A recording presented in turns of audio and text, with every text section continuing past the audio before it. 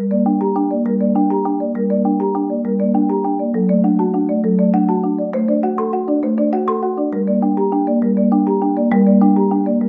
balik citra intelijen yang dingin dan rasional, CIA ternyata pernah sangat serius mendanai para cenayang, peramal alias dukun untuk mengintip markas musuh lewat meditasi. Proyek Stargate adalah eksperimen gila yang berdiri di persimpangan antara paranoia negara dan mistisme yang dilembagakan. Di ruang-ruang rahasia, bukan strategi militer yang dibahas, tapi hasil terawangan batin manusia yang mengaku bisa melihat tempat yang bahkan belum pernah dia kunjungi.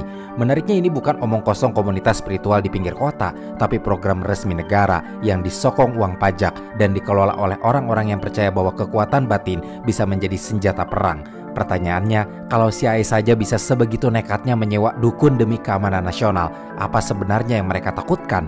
Dan yang jauh lebih penting, berapa banyak lagi kebodohan yang masih disembunyikan atas nama rahasia negara? Di video kali ini, mari kita memahami apa itu proyek Stargate.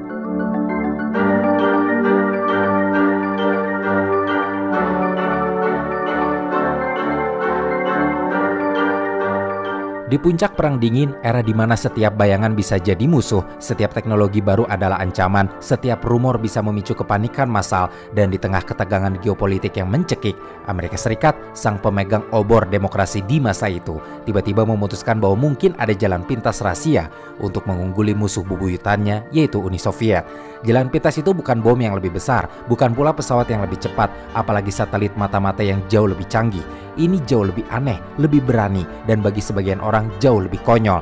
Jalan pintas yang dipilih Amerika Serikat saat itu adalah kekuatan pikiran yang hari ini dikenal sebagai proyek Stargate. Proyek Stargate dengan segala nama kodenya yang berubah-ubah, mulai dari Gondola Wish yang terdengar puitis hingga Skynet, Grill Flame, Centerland, dan Sunstreak yang menjadi nama payung untuk program intelijen paling tidak masuk akal dalam sejarah Amerika. Proyek ini adalah usaha pemerintah federal AS, khususnya di bawah naungan Defense Intelligence Agency atau DIA, dan kemudian beralih naungan ke tangan CIA. Stargate bertujuan untuk menggali potensi fenomena psikis. Proyek ini bukan sekadar iseng-iseng semata, tetapi memang memiliki satu tujuan jelas, yaitu mengaplikasikannya untuk kepentingan militer dan domestik. Mereka ingin tahu, apakah kekuatan ajaib dari para cenayang yang mereka pilih bisa membantu memenangkan Perang Dingin, entah dengan memata-matai atau bahkan mungkin mempengaruhi musuh. Proyek ini berjalan dari awal tahun 1970-an hingga dihentikan pada tahun 1995. Tidak beroperasi di markas besar yang mencolok. Sebaliknya, unit ini yang hanya terdiri dari sekitar 15 hingga 20 orang beroperasi dari tempat yang digambarkan sebagai barak kayu tua yang bocor di Fort Meade, Maryland. Sebuah gambaran yang kontras dengan citra glamor mata-mata Hollywood. Gambaran itu lebih terasa seperti rumah tua angker di pinggir kota, tempat di mana sekelompok orang aneh berkumpul untuk melakukan ritual rahasia. Namun, memang demikian proyek Stargate itu berjalan. Misinya bukan tentang merancang roket keluar angkasa atau kapal selam siluman, tetapi tentang melampaui batas fisika dan biologi, menerobos ke wilayah pikiran manusia untuk mencari potensi yang belum terjamah dan mungkin bisa menjadi senjata pamungkas dalam konflik ideologi terbesar di abad ke-20. Program ini tidak hanya membuka kotak Pandora Sains, tetapi juga membuka tabir kegilaan kolektif sebuah negara yang begitu putus asa mencari keunggulan hingga rela mempertaruhkan jutaan dolar dan reputasi ilmiahnya demi para dukun yang mereka sebut remote viewer.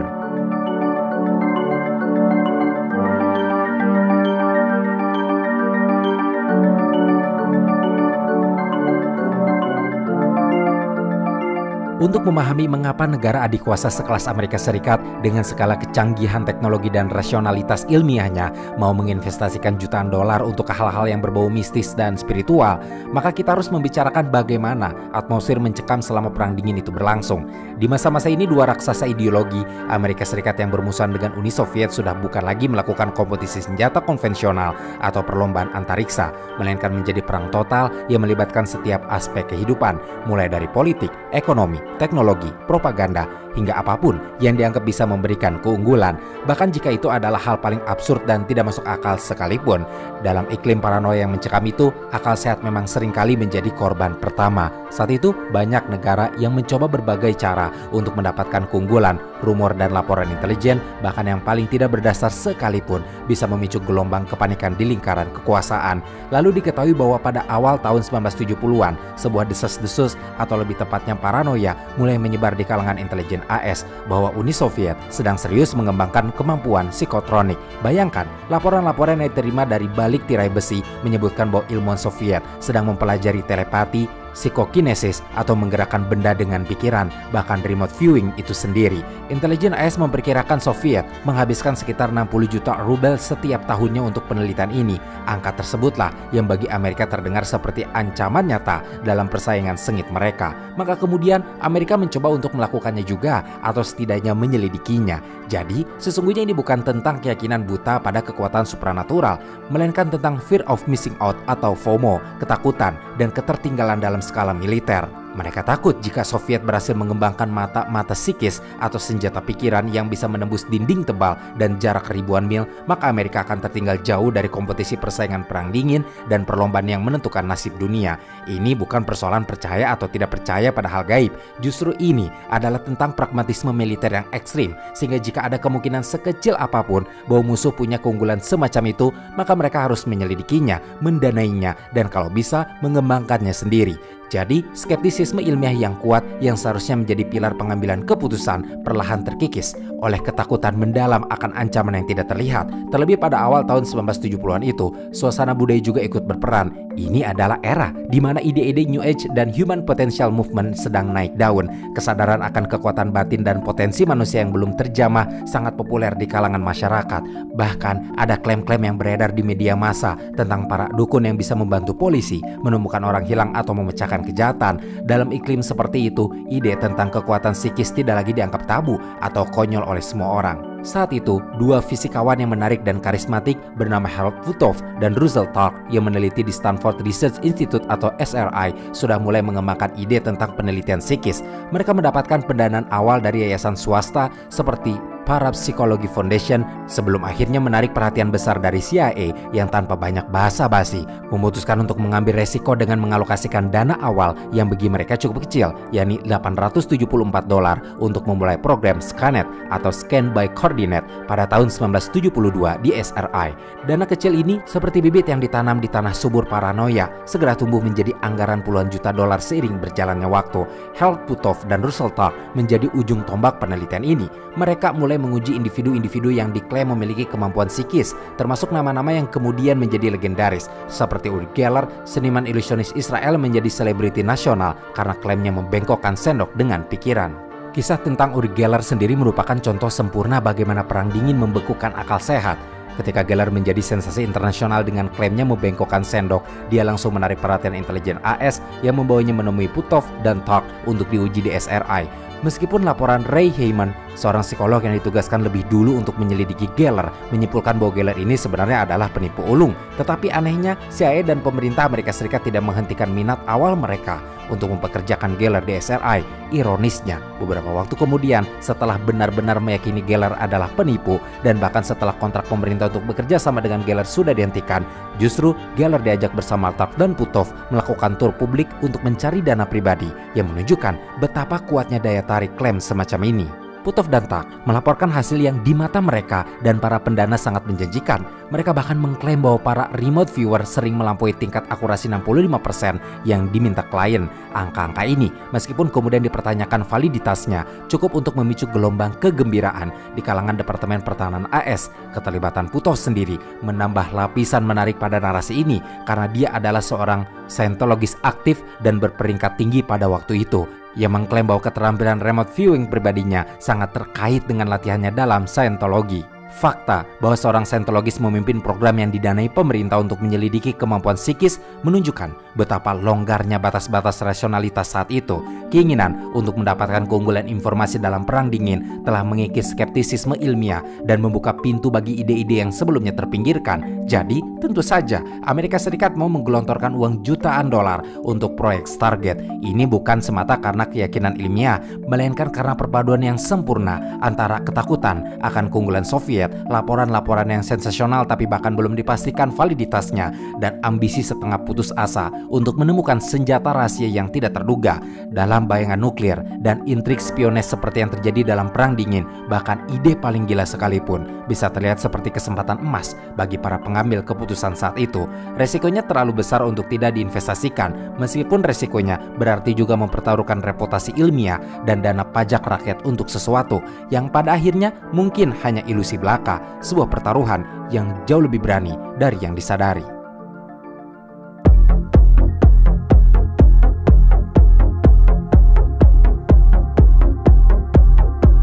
Kerahasiaan proyek Stargate telah menambah lapisan kegilaan di Amerika Serikat. Dean Radin, seorang ilmuwan yang bekerja di program Stargate, menggambarkan bagaimana dia dan rekan-rekannya harus menjadi paranoid profesional. Mereka diminta untuk memberikan hasil, penjelasan, serta laporan setiap 2 minggu tentang sensitivitas luar biasa dari pekerjaan mereka. Radin pernah bertanya kepada atasannya, apa yang akan terjadi jika mereka menemukan obat yang bisa membuat seseorang menjadi super psikis? Jawaban yang diterimanya justru mengejutkan, karena Radin diminta untuk menghilangkannya dan tidak pernah membicarakannya lagi. Ini jelas antitesis dari proses ilmiah yang mengedepankan keterbukaan dan tinjauan sejawat, namun bisa dimengerti dalam konteks senjata rahasia paling berharga di era Perang Dingin. Logika ilmiah dan etika penelitian dikesampingkan demi potensi keunggulan strategis. Lalu beranjak dari Dean Radin, ada Ingo Swann, sang arsitek sejati di balik konsep remote viewing. Di balik barak bocor yang berlokasi di Fort Meade itu, proyek Stargate bukanlah sekadar ajang coba-coba, tapi mereka tetap punya protokol, target, dan punya orang-orang yang entah bagaimana seleksinya, dianggap punya kemampuan khusus. Inti dari semua eksperimen ini adalah konsep yang dikembangkan Ingo Swann mengenai remote viewing, yang selanjutnya akan disingkat RV. Konsepnya sederhana tapi gila. Seseorang yang dijuluki sebagai remote viewer akan diberikan informasi minimal tentang target, misalnya hanya koordinat geografis. Lalu mereka harus melihat target itu di benak mereka dan mendeskripsikan atau menggambarkannya tanpa pergi ke lokasi, tanpa menggunakan teknologi seperti Google Maps atau satelit, dan benar-benar hanya mengandalkan pikiran. Ini memang terdengar seperti surat tingkat tinggi. Namun, dalam proses pengembangannya, proyek Stargate justru meluas ke klaim-klaim yang lebih ekstrim. Melampaui sekadar melihat lokasi, ada upaya untuk melihat masa lalu, masa depan, bahkan hal-hal yang berada jauh di luar angkasa.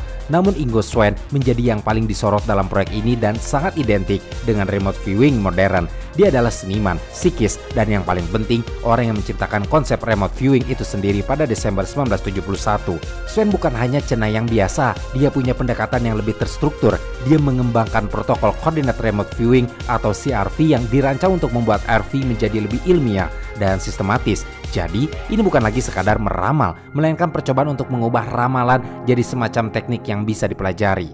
Namun, kisah tentang Swann penuh dengan klaim yang membuat dahi berkerut, entah karena bingung atau tidak percaya. Yang paling terkenal mungkin adalah insiden pada tahun 1972 di SRI, di mana Swann dilaporkan mampu mengubah medan magnet di dalam wadah vakum berpelindung tebal di bawah tanah hanya dengan memikirkannya. Harold Puthoff, sang fisikawan yang menyaksikannya, dibuat terheran-heran karena tidak ada penjelasan fisik untuk insiden tersebut. Menariknya lagi, begitu Puthoff meminta Swann berhenti, perubahan medan magnet itu benar-benar langsung berhenti. Jadi, bayangkanlah bahwa Swann benar-benar bisa menggerakkan jarum kompas hanya dengan menggunakan kemampuan otaknya.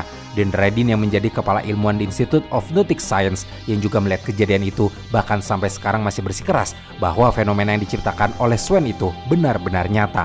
Dan itu belum seberapa, karena Swann kemudian memberikan klaim baru yang paling legendaris yang dikenal dengan sesi Jupiter Remote Viewing pada bulan April di tahun 1973. Jauh sebelum pesawat ruang angkasa Voyager milik NASA tiba di Jupiter pada tahun 1979.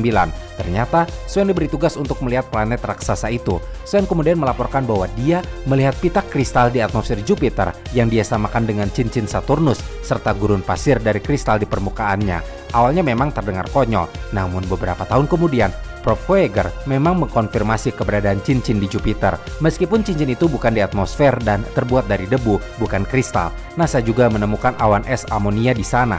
Meskipun detailnya berbeda, adanya cincin dan kristal di Jupiter yang disebut Swann sebelum adanya bukti dari NASA ini tetap sering dijadikan bukti dari kemampuan pikiran oleh para pendukung RV.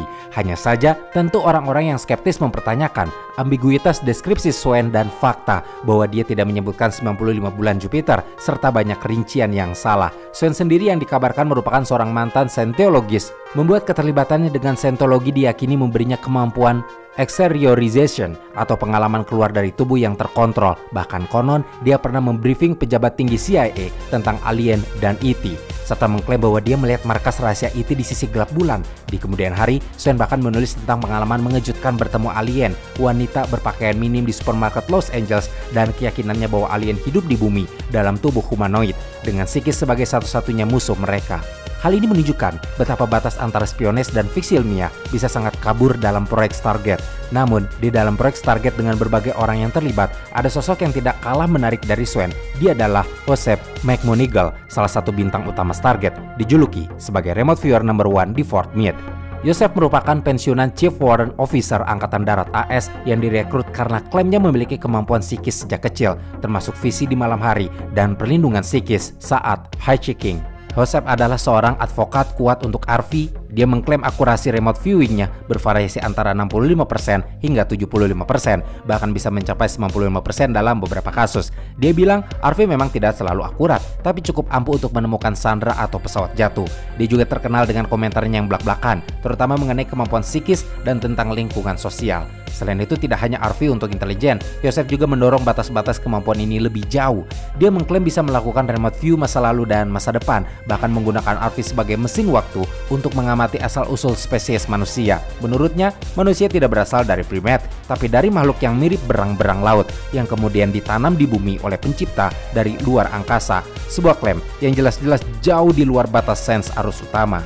Joseph kemudian berpartisipasi dalam berbagai acara TV dan dokumenter untuk menjelaskan teknik dan klaimnya yang luar biasa, seperti melakukan perjalanan keluar dari tubuh ke Tiongkok untuk remote view mekanisme pemicu di laboratorium senjata nuklir militer.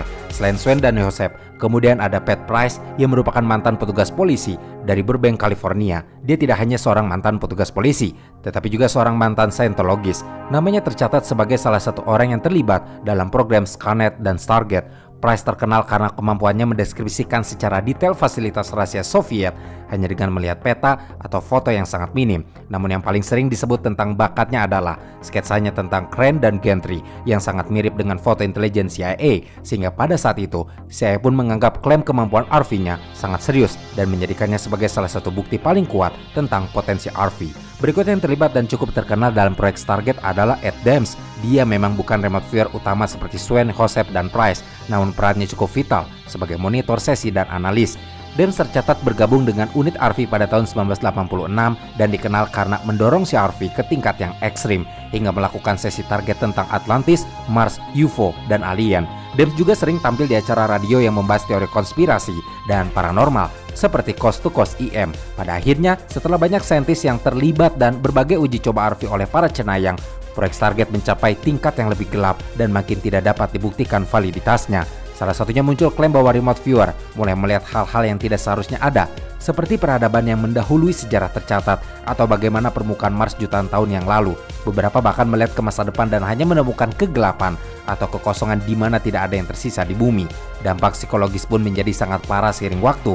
Beberapa remote viewer dilaporkan mulai mendengar bisikan di dinding. Ada pula cerita tentang subjek yang hanya dikenal sebagai viewer X, di mana setelah sebuah sesi, dia menjadi terobsesi bahwa sesuatu yang dilihat olehnya mengetahui aktivitas proyek Stargate dan kini sedang melihat balik ke arahnya. 2 minggu kemudian, viewer X itu ditemukan tewas dengan kondisi tubuh yang aneh dan laporan autopsinya segera dipisahkan dari arsip. Tidak ada akses untuk melihatnya. Kisah yang lebih mengerikan adalah tentang seorang subjek yang ditugaskan untuk melihat peristiwa bencana kuno di masa lalu. Subjek itu berteriak, "Mereka melihatku, mereka melihatku," lalu kemudian menghilang begitu saja dari ruangan. Dia tidak mati, tidak pingsan, hanya lenyap. Benar-benar lenyap dan rekaman sesinya langsung dipisahkan ke dalam arsip rahasia yang tidak dapat diakses hingga saat ini. Meskipun sebagian besar dari klaim ekstrim ini, terutama tentang alien atau tentang menghilangnya subjek saat eksperimen terjadi, tidak pernah muncul dalam dokumen yang dirilis secara resmi dan lebih sering ditemukan dalam narasi fiksi atau kesaksian individu yang lebih seperti cara mencari sensasi. Namun keberadaan kisah serta klaim-klaim yang beredar cukup untuk menunjukkan seberapa jauh fantasi bisa mengusik sebuah proyek yang awalnya memang bertujuan untuk eksperimen ilmiah. Ini juga yang menjadi bukti bagaimana ambisi dan ketakutan dapat mendorong batas-batas nalar hingga ke titik di mana fiksi dan fakta nyaris tidak dapat dibedakan lagi.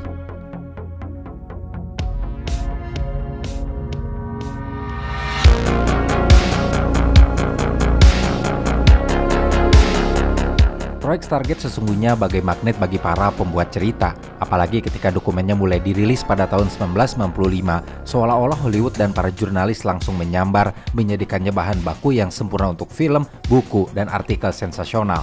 Masalahnya dalam proses tersebut, batas antara fakta yang menarik dan fiksi yang mendebarkan menjadi sangat kabur, bahkan seringkali justru diabaikan begitu saja seolah-olah tidak berharga. Bayangkan, bertahun-tahun lamanya proyek ini tersembunyi di balik dinding kerahasiaan paling ketat. Tiba-tiba, pemerintah Amerika Serikat yang biasanya kaku dan serba gengsi justru mengakui bahwa mereka pernah menghabiskan jutaan dolar untuk meneliti mata-mata psikis.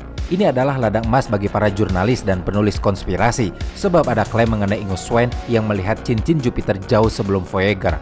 Ada Joseph C. Arvin No. 1 yang disebut-sebut mampu menemukan pesawat jatuh ataupun sandra. Bahan-bahan kisah ini terlalu enak untuk dilewatkan, makanya kemudian proyek Stargate menjadi semacam tema populer di Amerika Serikat. Salah satu yang paling sukses mempopulerkannya adalah film The Man Who Stared at Ghosts yang rilis pada tahun 2009, didasarkan dari buku John Ronson yang menggambarkan upaya militer AS untuk mengembangkan kemampuan psikis sebagai senjata. Meskipun banyak elemen di film tersebut dibumbui komedi dan satir, namun esensinya terkait eksperimen pemerintah AS dengan paranormal langsung melekat di benak publik.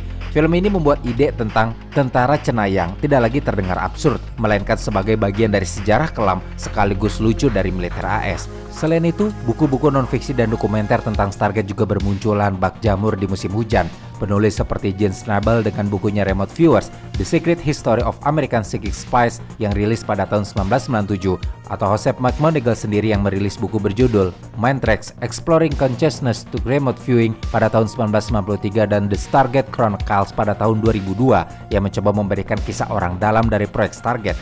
Sayangnya banyak dari buku-buku ini meskipun mengklaim berdasarkan fakta, tetapi seringkali memperkuat klaim yang paling bombastis dan cenderung mengabaikan kritik ilmiah atau kelemahan metodologis yang krusial. Mereka fokus pada bagian yang dramatis dan mengesankan, sementara kejanggalan yang tidak terhitung jumlahnya dan data yang ambigu, entah bagaimana, justru tersingkirkan dari narasi yang ada.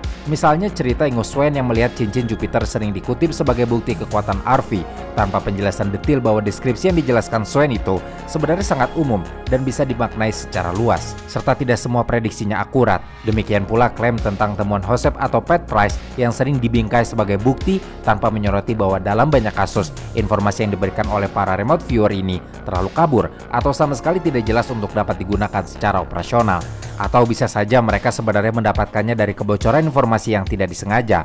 Fenomena ini kemudian diperparah dengan keberadaan platform seperti The Black Vault yang pada awal tahun 2000-an berhasil mendapatkan dan mempublikasikan 89.901 halaman dokumen deklasifikasi proyek Stargate secara gratis. Ini adalah langkah besar menuju transparansi, tetapi juga menjadi pisau bermata dua. Bagi masyarakat umum tanpa latar belakang ilmiah atau pemahaman tentang metodologi penelitian, tumpukan dokumen mentah tersebut bisa sangat mudah disalahpahami.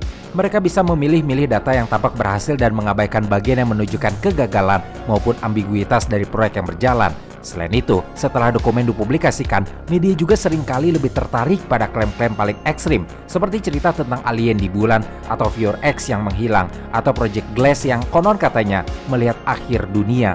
Narasi-narasi ini, yang sebenarnya lebih mirip urban legend daripada laporan intelijen, berhasil membuat Stargate menjadi lebih memikat dan misterius untuk dibicarakan. Pembaca dan penonton pun tampaknya merasa ada sesuatu yang disembunyikan, dan pemerintah sengaja menutupi kebenaran tentang kekuatan psikis yang luar biasa ini. Namun, pada akhirnya apa yang disampaikan media kepada publik tentang Stargate ini seringkali adalah fakta yang setengah matang, campuran antara informasi yang sudah dirilis, klaim yang dibuat-buat penuh sensasi dari para peserta proyek, dan tentu saja bumbu fiksi ilmiah yang kuat. Ini menciptakan mitos Stargate yang lebih besar daripada realitasnya, memelintir batas antara apa yang benar-benar terjadi di barak Fort Meade dan apa yang publik bayangkan terjadi di laboratorium rahasia yang mengerikan. Hasilnya, publik meyakini bahwa memang ada sesuatu di balik Stargate, meskipun sesuatu itu mungkin jauh lebih kompleks, namun kurang dramatis dari apa yang publik bayangkan selama ini.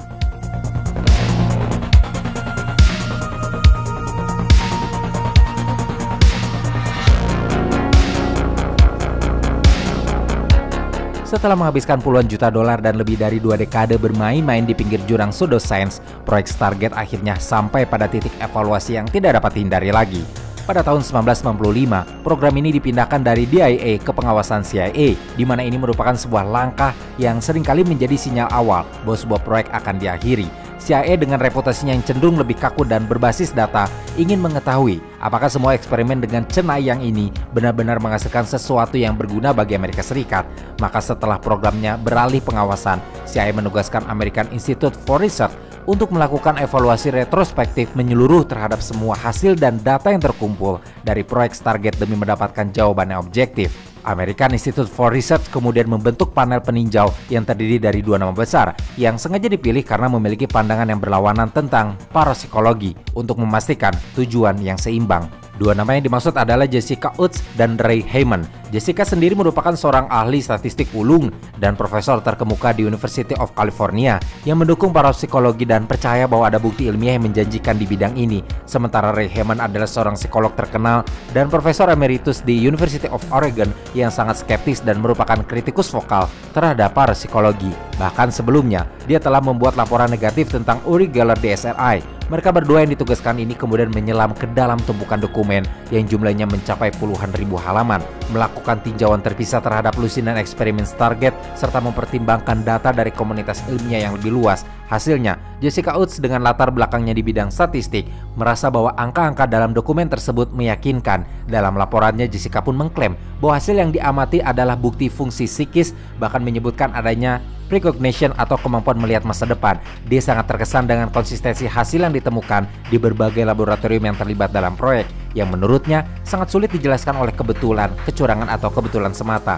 Jessica percaya bahwa efek positif yang signifikan secara statistik telah teramati, menunjukkan bahwa remote viewing adalah kemampuan manusia yang sah. Bahkan dia juga menulis bahwa beberapa subjek menunjukkan skor 5 hingga 15% di atas tingkat kebetulan.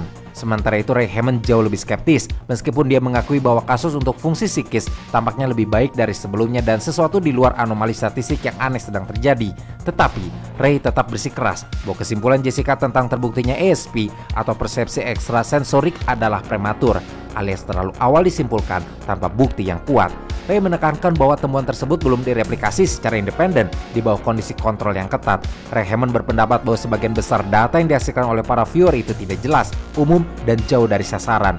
Beberapa insiden yang tampak hanyalah apa yang kita harapkan jika tidak ada apa-apa selain tebakan yang masuk akal dan validasi subjektif yang beroperasi. Singkatnya, Ray melihat insiden dari eksperimen yang terjadi lebih sebagai hasil tebakan cerdas dan kemampuan otak manusia untuk mencari pola yang tidak ada ketimbang kekuatan psikis. Selain perbedaan pendapat antara Utts dan Hyman, kritik tajam juga datang dari peneliti lain, terutama David Marks, yang melalui bukunya The Psychology of the Psychic secara rinci mengemukakan sejumlah kelemahan desain yang fatal dalam eksperimen Stargate. Pertama, Marks menemukan bahwa dalam banyak eksperimen ada petunjuk yang tidak disengaja bocor yang diberikan kepada para viewer atau peserta eksperimen. Misalnya, catatan sesi bisa berisi tanggal atau referensi ke target sebelumnya, memungkinkan para viewer untuk mencocokkan transkrip dengan target yang benar. Ketika petunjuk-petunjuk ini dihilangkan dalam replikasi eksperimen, hasilnya jatuh ke tingkat kebetulan. Bahkan, Marks mengklaim dia bisa mencapai akurasi 100% hanya dengan menggunakan petunjuk ini, tanpa perlu melakukan remote viewing sama sekali. Lalu yang kedua, Marks menegaskan bahwa banyak eksperimen berhasil yang tidak pernah bisa direplikasi oleh peneliti independen di bawah kondisi kontrol yang sama. Padahal itu adalah pilar utama sains, yakni jika sesuatu itu nyata, maka itu harus bisa diulang. Ketiga, adalah fakta bahwa sebagian besar eksperimen dilakukan secara rahasia, membuat tinjauan sejawat oleh komunitas ilmiah yang lebih luas menjadi tidak mungkin, sehingga menciptakan lingkungan di mana kesalahan atau bias bisa luput dari perhatian. Terakhir, Marks menyoroti bahwa Edwin May yang menjabat sebagai prinsipal investigator utama proyek juga bertindak sebagai hakim atau penilai dalam eksperimen. Marks menyebut ini sebagai kelemahan serius yang menciptakan konflik kepentingan yang besar, membuka pintu bagi kolusi, pemberian petunjuk, atau manipulasi data. Marks bahkan melaporkan bahwa Edwin May menolak untuk merilis nama komite pengawas dan melarang tinjauan independen terhadap transkrip Stargate, yang menurut Marks menunjukkan bahwa pasti ada sesuatu yang salah dengan data atau metode pemilihan data. Laporan akhir yang menggabungkan temuan-temuan ini secara tegas merekomendasikan penghentian proyek Stargate, meskipun ada efek signifikan secara statistik yang telah diamati di laboratorium. Laporan tersebut menyatakan bahwa tetap tidak jelas apakah keberadaan fenomena paranormal remote viewing telah terbukti. Lebih lanjut, laporan itu menyebutkan bahwa informasi yang diberikan oleh remote viewing merupakan informasi yang tidak jelas dan ambigu, sehingga sulit, bahkan tidak mungkin, bagi teknik tersebut untuk menghasilkan informasi dengan kualitas dan akurasi yang cukup untuk intelijen yang dapat ditindaklanjuti. Berdasarkan kesimpulan ini, CIA akhirnya mengambil keputusan pada tahun 1995 proyek Stargate resmi diakhiri dan dideklasifikasi. CIA secara gamblang menyatakan bahwa program tersebut tidak pernah berguna dalam operasi intelijen apapun. David Gosling dari American Institute for Research juga menegaskan kalau tidak ada bukti terdokumentasi bahwa proyek Stargate memiliki nilai apapun bagi Departemen Intelijen, meskipun majalah Time pada tahun 1995 melaporkan bahwa masih ada 3 sekis paruh waktu yang bekerja dengan anggaran $500.000 setahun di Fort Meade. Unit ini pun akhirnya ditutup. Jadi, setelah puluhan tahun dan jutaan dolar, kesimpulan resminya jelas, proyek Stargate adalah kegagalan. Proyek tersebut hanya menjadi cerminan tentang bagaimana harapan yang berlebihan dan kurangnya kontrol ilmiah yang ketat dapat menggerogoti sebuah proyek, mengubahnya dari upaya ilmiah yang ambisius menjadi delusi subjektif yang menghabiskan uang pajak. Stargate adalah produk dari ketakutan yang melumpuhkan akal sehat, dan ini bukan semata kisah tentang pemerintah yang menyewa dukun, melainkan sebuah studi kasus mendalam tentang psikologi kepanikan kolektif dan bahaya dari ambisi yang tidak terkendali. Masalahnya karena ini terjadi di Amerika Serikat, hal ini justru menjadi ironi besar. Negara yang didasarkan pada prinsip-prinsip pencerahan, yang bangga dengan kemajuan ilmiah dan teknologi, ternyata bisa juga terjerumus ke dalam lubang kelinci okultisme, program yang didanai dengan uang pajak rakyat, dipimpin oleh ilmuwan yang sebagian dari mereka juga terhubung dengan ajaran-ajaran spiritual seperti Scientology, menunjukkan betapa batas antara rasionalitas dan halusinasi bisa menipis di bawah tekanan ekstrim. Mereka tidak hanya mengizinkan eksperimen ini, tetapi juga melindunginya dengan kerahasiaan tingkat tinggi, menciptakan lingkungan di mana pertanyaan kritis dan tinjauan independen nyaris mustahil. Seperti yang digambarkan di Radin, para ilmuwan harus menjadi paranoid profesional, mengetahui bahwa terobosan apapun yang terlalu ajaib akan segera hilang dan tidak pernah bisa dibicarakan lagi, di mana hal tersebut merupakan sebuah antitesis langsung dari metode ilmiah itu sendiri.